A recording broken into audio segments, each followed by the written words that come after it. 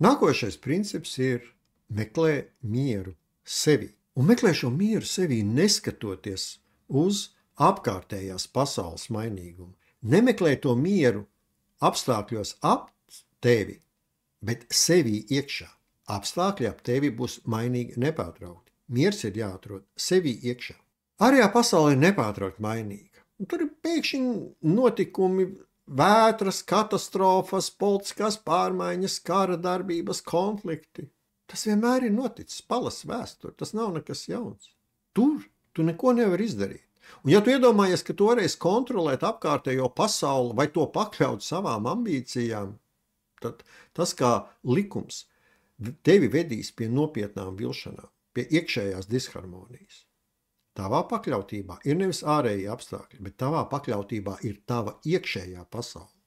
Un mainot savu iekšējo pasauli, tu vari mainīt arī ārējo, bet sāc ar iekšējo pasauli. Necīnies ar haosu ārpasaulē, bet meklē stabilitāti sevī iekšā. Iekšējais miers jau nenozīmē, ka tu neko nedari. Nē, tu dari, bet rīkojies harmonijā ar dabīgo notikumu attīstību, bez liekas piepūles un nepiespiežot sevi. Kad pārstāsi pretoties dabīgiem dzīves plūdumam, tu nonāksi iekšējā līdzsvarā. Kas ar tev var palīdzēt rast šo iekšējo mieru, kas patiešām ir fundamentāls pamats harmoniskai dzīvei? Viena no tādām metodēm vai praktikām vai prasmēm ir ļoti vienkārši, ko var realizēt pilnīgi ik viens bez nekādas īpašas garīgās sagatavotības un bez īpašiem garīgiem skolotājiem. Tā ir dabas vērošana. Vēro dabu. Daba ir harmonijas skolotājs.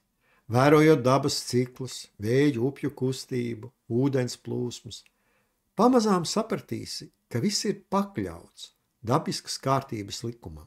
Pirmajā brīdī šķiet, ka it kā tur ir haotiski, bet ar laiku tu ievēro, ka arī vēja virzienos un upju virzienos un ūdeņu plūsmās ir harmonija. Bet tas prasa laiku, lai to pamanītu, ka tur nav nejaušība. Tur ir ļoti nopietna harmonija un sistēma.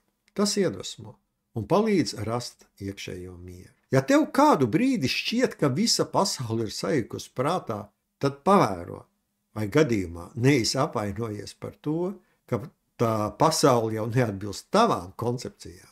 Daži cilvēki pasaules trakumu redz dažādos atšķirīgos momentos. Ja?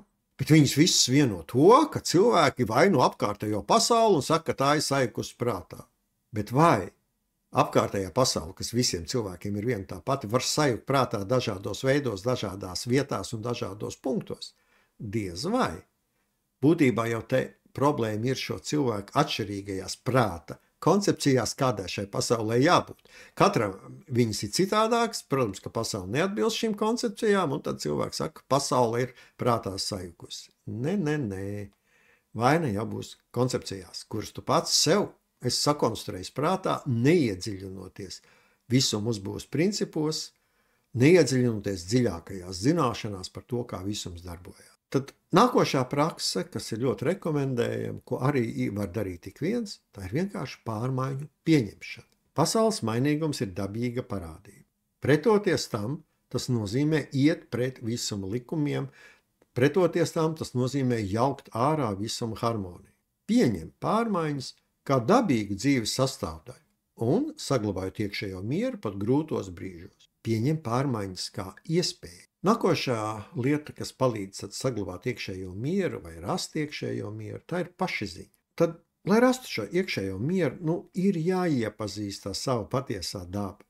Tas nozīmē apzināties savas patiesās vēlmes, nevis prāta sakonstruētās, bet patiesās. Iepazīsti savas bailes, savas pieķeršanās, savus dzīves uzdevumus un seko tiem. Un tas pamazām vairo tavu iekšējo mieru. Tad, kad tu redzi, ka tu dari to, kas tev dzīvē patiešām jādara, tad miers vairojās. Tavas bailes ļoti bieži ir šo te iekšējo nemieru avotu. Iepazīsti savas bailes, izzini viņas un redzi, kur viņas tev rada iekšējos nemierus.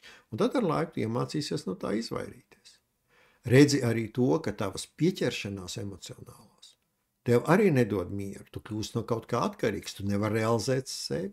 Nākošais, kas var palīdzēt rast iekšējā mieru, ir meditācija un dažādi elpošanas vingrinājumi. bet tāds ir palīdz nomierināt prātu. Elpošanas vingrinājums savieno ķermeni un garu. Apzināta, mierīga, dziļa elpa palīdz mazināt stresa līmeni un atgriezties mieru stāvoklī. Ja tev ir kaut kādi attiecību konflikti, tad tā vietā, lai atbildētu uz citu cilvēku emocijām ar saviem emociju izvirdumiem, atceries, ka tava iekšējā pasaule ir tavs resurss. Saglabā mieru un klusumu sevī, nevis izsmet lieku enerģiju un iztērē to nevajadzīgās emocijās. Tu zaudē enerģiju. Nav tā, ka tu pēc saviem emociju izvirdumiem reizēm jūties noguris. Kāpēc tu tik neproduktīvi iztērē savu enerģiju? Pēc tam tu sūdzies un čīksti, man nav enerģijas, man nav spēka, es nevaru izdarīt to vai ko. Vēro, cik bieži tu nevajadzīgos enerģiju uzplūdos iztērē šo vērtīgo resursu, kas ir tavā rīcībā. Un tikai tavos spēkos ir iemācīties to, ka savu iekšējo enerģiju tērēt racionāli, nevis kaut kādos tur emocionālos izplūdos. Ja pasaule tev šķiet netaisnīga, atceries, ka šķietams ārējais netaisnīgums jau nav arguments, lai zaudētu savu mieru. Ja tev kaut kas nepatīk, tad izmaini to. Ja tu to nevari izmainīt, tad kāpēc satraukties? Kāds dos? Kāpēc? Jo vairāk tevī miera, jo adekvātāka būs tava pasaules uztvere, jo adekvātāks būs tavas reakcijas, darbības un lēmumi, jo mierīgāks tu esi, jo racionālāk tu rīkosies. Princips meklē mieru sevī, palīdz rast šo stabilitāti, harmoniju ātri mainīgajā pasaulē. Tā ir tavas iekšējās izaugsmes prakse. Tā ir trenēšanās visu pieņemt un saglabāt mieru. Attīstot šo spēju, pamazām arvien labāk sāksi sajust savu saikni ar dzīvi, ar dabu, tā vietā, lai cīnītos ar to, bet lai izjustu un izdzīvotu dzīvi.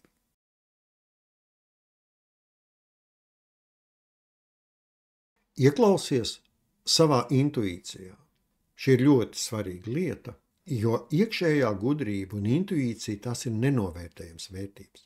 Reizēm labāk ir uzticēties savai iekšējai pārliecībai nekā racionālai analīzei vai daudziem ārējiem padomiem un norādījumiem.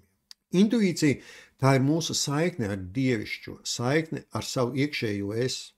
Es nekādā gadījumā nesaku, ka nevajag veikt racionālas analīzes un nekādā gadījumā nevajag ieklausīties citu cilvēku padomos. Noteikti vajag, bet ir jālieto arī intuīcija, ir jālieto visas šīs metodas, kā mēs iegūstam informāciju un kā mēs izdarām lēmumus. Un viņas ir jāsabalansē. Un nevajag intuīciju norakt. Bieži cilvēki savu intuīciju ignorē. Vai, protams, arī gadās, ka tikai mans iekšējās sajūtas, ignorējot racionālo analīzi. Pareizi jau ir atrast līdzsvaru starp intuīciju un racionālo analīzi. Bet tagad par to, kā ieklausīties savā intuīcijā. Būtībā jau tā spēja dzirdēt intuīcijas balsi ir katram cilvēkam. Ikvienam, lai cik cilvēks nebūtu racionāls un loģiski domājošs, ir intuīcija pilnīgi visiem. Tikai jautājums, vai šī spēja gadījumā nav kaut kur norakta un apslēpta. Intuīcija tas ir kaut kas dziļāks nekā prāts un loģiskā lietu analīze, un tāpēc viņi ir ļoti nepieciešami. Jo klausoties savu intuīciju, cilvēks rīkojas dabiski un spontāni, harmonijā ar lietu dabisko kārtību, nekropļojot realitāti ar pārlieku ilgām, racionālām pārdomām un analīzēm. Intuīcija tas nozīmē, ka tā ir tā atteikšanās no tā pārspīlētā racionālisma. Racionālisms ir vajadzīgs, bet vietā un laikā un noteiktā daudzumā. Loģika analīze ir nepieciešams lietas. Mēs nevaram šodien dzīvot bez loģikas analīzes. Noteikti nevaram. Bet aizraušanās ar to un to nolikšana kā vienīgo un pamatu kritēriju nav pamatot. Un aizraušanās ar viņām apgrūtina pareizu lēmumu pieņemšanu. Arī pārāk ilga analīze, pārāk ilga domāšana, lēmumu novilcināšana arī parasti noved uz nepareizo ceļu, noved no pareizā ceļa. Intuīcija ļauj sajust pareizo lēmumu. Var teikt, ka tā ir dabiskā gudrība, jeb dievišķā gudrība. Būtībā intuīcija ir mūsu patiesās tādas dabas valoda. Un svarīgi ir mācīties viņai uzticēties, ieklausīties viņā. Dzīvojot intuitīvi un spontāni, mēs dzīvojam dabiski bez liekiem stresiem. Ja cilvēks klausās intuīciju, viņš dzīvo bez nevajadzīgajiem sasprindzinājumiem. Lēmums un risinājums viņam ir vieglāk pieņemt. Un intuīcija palīdz ieraudzīt oriģinālus, netipiskus, unikālus risinājumus tajās situācijās, kad tev šķiet, ka risinājumu nav vispār. Risinājumi atnāk it kā paši par sevi. Paši pareizākie lēmumi ir tad, kad cilvēks nevis cenšas mākslīgi kontrolēt situāciju, bet ļauj tai attīstīties dabiski. Intuīcija ir kā tāda iekšējā bāka, kas rāda, kā dzīvot harmonijā ar dabu un visu. Apstāj, ieklausies sevī. Ja ir grūti brīži šaubas, apstāj, iepauzē. Atslēdzies no ārējiem faktoriem, no telefona, no interneta, no citu cilvēku viedokļiem, padomiem, no loģiskiem aprēķiniem. Uz kādu brīdi abstrahējies no tā. Es nesaku, ka vispār to izmet no dzīves, bet uz kādu brīdi norobežojies no tā. Vērs uzmanību uz savām iekšējām sajūtām. Uzticies pirmajam impulsam. Bieži pirmās sajūtas un domas ir vispareizākās. Tā jau arī ir tā intuīcija. Ieklausies tajā. Un ir jāmācās to ļoti ātri sajust un saprast, jo prāts ātri nomāca intuīcijas šo balsi. Šo pirmo intuīcijas paziņojumu ļoti ātri nomāca mūsu aktīvais domu skrējiens. Te ir svarīgi noķert to ziņu, ko mūsu intuīcija saka tajā brīdī, kamēr domāšanas process vēl nav ieslēdzies. Lielākā daļa cilvēku bieži šo intuīcijas balsi nemaz nepamana, un viņi tikai nofiksē šo domu skrējienu. Un tas nevienmēr ir racionāls. Viņš ir vajadzīgs, bet nevienmēr viņš ir racionāls un nevienmēr viņš ir pareizs. Tātad mācies, nomierinies, relaksējies, esi ar sevi un atbrīvo prātu no liekā. No liekām domām, no liekajām koncepcijām. Meditācija, protams, ka palīdz nomierināt prātu un attīrīt no liekām, nevajadzīgā, atmirušā, neracionālā, neizmantojamā un koncentrējies uz patreizējo momentu. Tu katru dienu ej dušā, mazgā zobus. Tā ir mūsu fiziskā higiēna. Viņa ir nepieciešama lieta. Šaubu nav. Meditē. Regulāra meditācija. Tā ir tāda pat higiēna tavām domāšanai, tavām emocijām, tavām mentālajiem līmenim. Meditācija ir tikpat nepieciešama lieta, kā mazgāšanās, kā fiziskā tīrība. Tā ir iekšējā tīrība. Bet ja iekšējās tīrības nav, tad intuīcijas balsi mēs nesadzirdēsim. Bez iekšējās tīrības intuīcijas balss ir kaut kur dziļi norakt. Arī nebaidies kļūdīties. Tas var būt, ka tu saki, man intuitīvi tā likās. Te jautājums ir par to, vai tu pareizi sadzirdēji un ko tu tur sadzirdēji, vai gadījumā tas, ko tu uzskatīji par intuīciju, nav kaut kādas prāta koncepcijas. Intuīcijas balsi sadzirdēt ir jāmācās, ir jātrenējās, bet ja tu nekad nesāksi to darīt, tu nekad to arī neiemācīsies. Jā, protams, būs kļūdas, būs kļūdainie lēmumi, tas ir neizbēgami, tas ir mācīšanās process, bet dari to, lai tu varētu iemācīties ar laiku, harmoniski sabalansēt racionālo domāšanu un analīzi ar intuitīvo domāšanu un analīzi. Abi ir vajadzīgi, lai mēs būtu racionāli, mierīgi, lai mēs varētu būt efektīvi dzīvē un varētu realizēt savus dzīves mērķus un uzdevumus. Seko lietu dabiskajai plūsmai. Ja tev iekšējā sajūta saka, ej pa standārtu, teiksim, tradicionālo ceļu, tad ej. Ja tev iekšējā saka, ej nestandarta ceļu, dari kaut ko netipisku, tad ej un dari. Iespējams, ka patreizajā brīdī tev tieši tas ir optimālākais variants. Ieklausies tai savā iekšējā balsī, kur viņi tev virs. Gudrs cilvēks seko savai sirdī, nevis citu viedokļiem un standartiem. Intuīcija ir kaut kas ļoti intīms, ļoti personisks. Aizmirst visas koncepcijas, ko esi dzirdējis vai lasījis. Intuīcija ir pieejama tikai tiem, kuri ir gatavi sev uzticēties. Mūsdienu interneta, politikas, propagandas, televīzijas, informatīvo plūsmu pārpildītajā vidē, prasme dzirdēt intuīciju, tā ir ļoti īpaša vērtība. Tas ļauj dzīvot apzinātāk, pieņemt lēmumus bez vajadzīga stresa, un unikāls, interesants, noderīgs lēmums pieņemt. Tas palīdz atrast iekšējo harmoniju, neskatoties uz tiem ārēji mainīgiem apstākļiem. Intuīcija nozīmē to, ka gudrība un visas zināšanas jau tev ir. Ieklausies sevī un iemācies nolasīt visas zināšanas. Tevī ir visas atbildes, kas tev dzīvē ir nepieciešams. Bet vai tu viņas sadzirdi? Tas jau ir nākošais jautājums. Mācies sadzirdēt.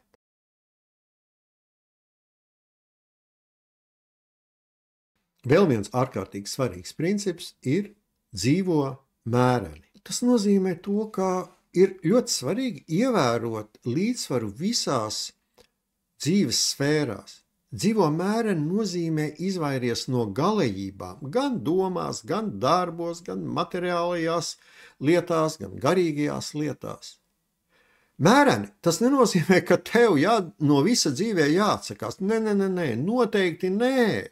Tev var daudz kas piederēt un tu ļoti daudz ko vari darīt. Bet izvairies no galējībām.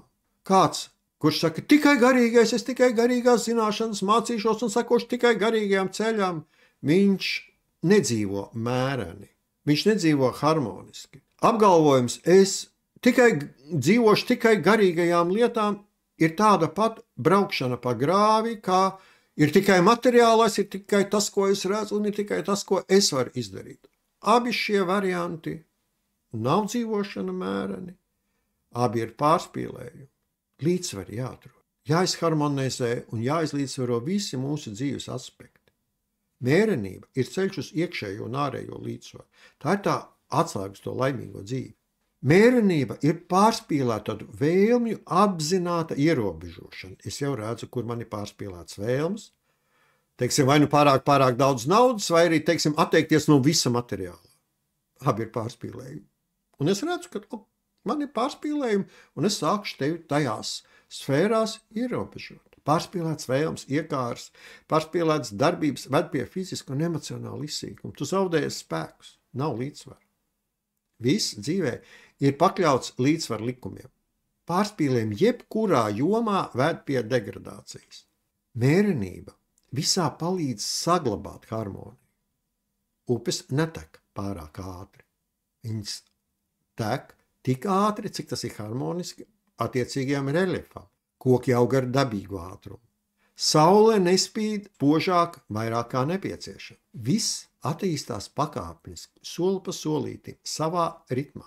Un ja cilvēki ievēro šos dabīgos ritmus un izvairās no galējībām, tad viņi dzīvo saskaņā ar dabu. Saskaņā ar visumu, saskaņā ar dievišķo. Ēdiens bez sāls nav garšīgs. Ēdiens ar pārāk daudz sāli kļūst neveselīgs un arī nav lietojams. Atrodi zelta vidusceļu. Dzīvo harmonijā un līdzsvarā. Meditācija palīdz nomierināt prātu. Par to nav šaubu. Ja nemeditē, prātu nomierināt ir ļoti grūti. Bet tad kaut kur es saklausījos, ka meditācija ir kardināli svarīga lieta prātu nomierināšanā, un tad izdomā, tā, man vajag nomierināt prātu, es tagad meditēšu katru dienu pa 3 stundām. Un tev nav nekādas iepriekšējas sagatavotības. Šādi rīkojoties, visticamāk, ka tev attīstīsies kādas psihiskas problēmas. Jā, meditācija palīdz nomierināt prātu, palīdz sakārtot savu iekšējo pasauli, nu tad sāc ar mazumiņu, pamazām. Sāc ar 10 minūtēm dienā, ar 20 minūtēm dienā. Tu vari kāpināt meditācijas ilgums, bet esi harmonisks, ļauj procesiem dabiski notikt, un ja kaut ko vienu savā dzīvē tu pamaini, tad, lai harmoniski ļauj izlīdzsvaroties arī pārējiem procesiem, ievēro mērenību, ievēro līdzsvars. Kāds, kurš gribas daudz nopelnīt, tad izdomā, ka strādās daudz un bez atpūtas. Nu, ko tad? Viņš izsmels visus savus spēkus, sabojās savu veselību un tāpat nesasniegs mērķi. Mērenība emocijās jau nenozīmē, ka mēs apspiedīsim savas emocijas. Nē, noteikti, ka nē. Mums ir jāmāk dzīvot emocionāli pilnasinīgu dzīvi, bet mums ir svarīgi iemācīties apzināties savas jūtas un izteikt tās bez pārspīlējumiem. Tad, kad tu esi patiesi apmierināts ar mazo, tad lielais atnāks pie tevis pats. Ja visu laiku tu ļoti saspringti alksi pēc bagātības, pēc slavas, tu kļūsi par savu ambīciju gūstekni. Un tā bagātība tā nenāks. Esi patreizējā momentā. izbaudi to, kas tev ir pašlaik, un tikai tad visums iedos tev vēl kaut ko. Izmanto arī dabas resursus ar cieņu un taupību. Jā, tu vari tērēt dabas resursus, bet netērē vairāk kā nepieciešams. Mērenības princips jau nozīmē atteikties no pārmērībām jebkurā dzīves jomā un dzīvot harmonijā ar visuma dabisko lietu kārtību. Mērenība tev dod brīvību no nevajadzīgām vēlmēm un alkām, palīdz atgūt spēkus un starp citu baudīt dzīvi.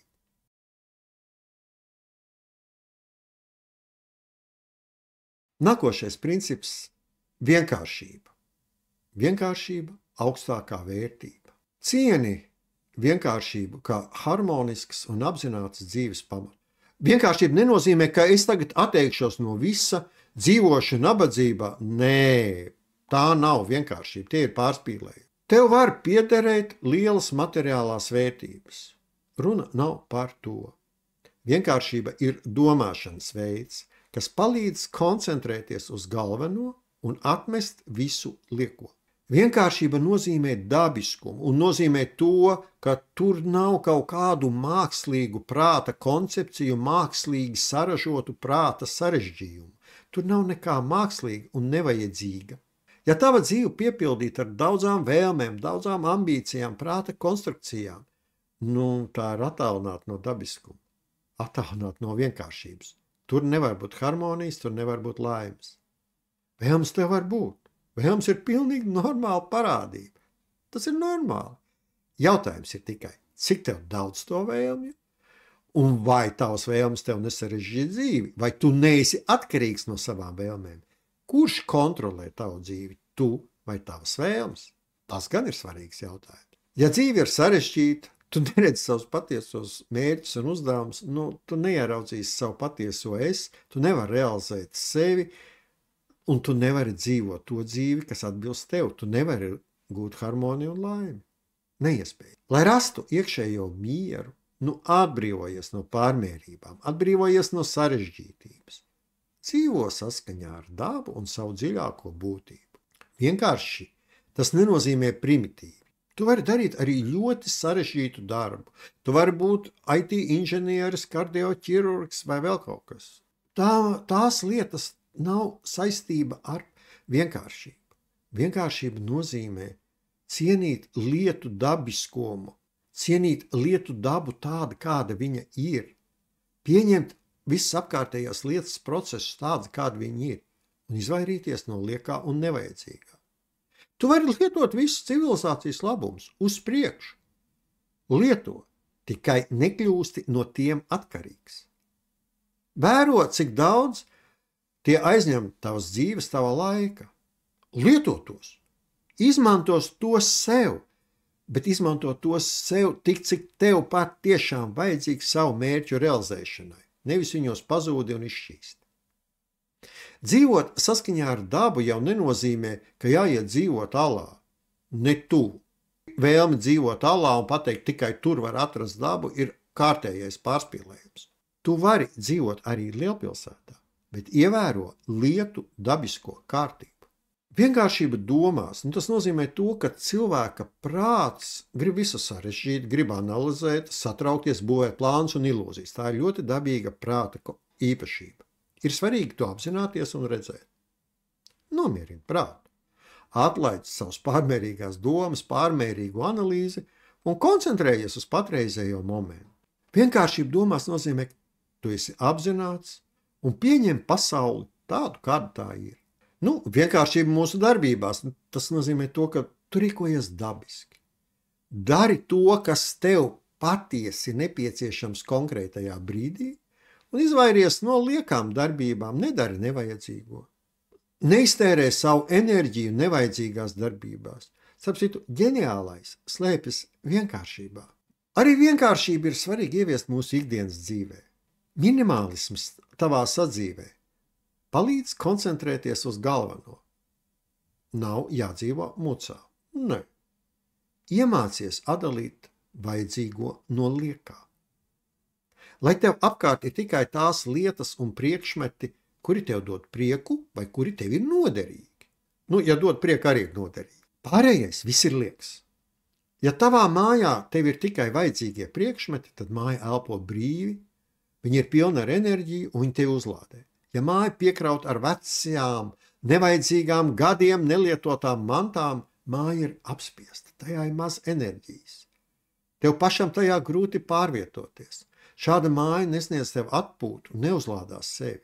Un pavēro, tad, kad tu pēkšņi sāks iztīrīt savu māju no visiem veciem nevajadzīgiem krāmiem vai priekšmetiem, kur tu gadiem neesi lietojis, aizmirsis pat, ka viņi ir, tu pats jūtīsi, ka tev ir vieglāk elpot. Tu atbrīvo savu apziņu. Tu atbrīvo vietu, kur jaunais var ienākt, iztīra veco ārā. Vienkārši, protams, mums ir svarīgi ievērot arī attiecībās. Un tas nozīmē to, ka patiesība un godīgums ir harmoniska attiecība pamats. Nesarežģīja attiecības. Izvairies no izlikšanās, no pārmērīgām gaidām no otra cilvēka. Izvairies no manipulēšanas. Vienkāršība rada uzticību un dvēseles siltumu. Protams, kad ir svarīgi atcerēties arī par vienkāršību mūsu vēlmēs. Pārmērīgas vēlmes, pārmērīgas tieksmes pēc materiāliem labumiem neļauj tev izjust iekšējo mieru. Sasprindzinājums, es gribu kļūt apskaidrots, es gribu kļūt ļoti garīgs, tev neļauj tādam kļūt. Tas ir sasprindzinājums iekšā, kur tu zaudē enerģiju un uzliek robežu. Sasprindzinājumi ir robežas. Tad, kad tu būsi atbrīvojies no visiem šiem sasprindzinājumiem, no savām liekajām vēlmēm, no alkatības, no nepiesātinātības, tu iegūsi prieku savā dzīvē, tu iegūsi vieglumu. Tas, kurš vēlas mazo, valda pār visu. Kā tad vairot šo vienkāršības principu mūsu dzīvē? Viens no tā, ko jau teicu, sāc no mazākā, ko var darīt pilnīgi ik viens, jebkurā brīdī un laikā.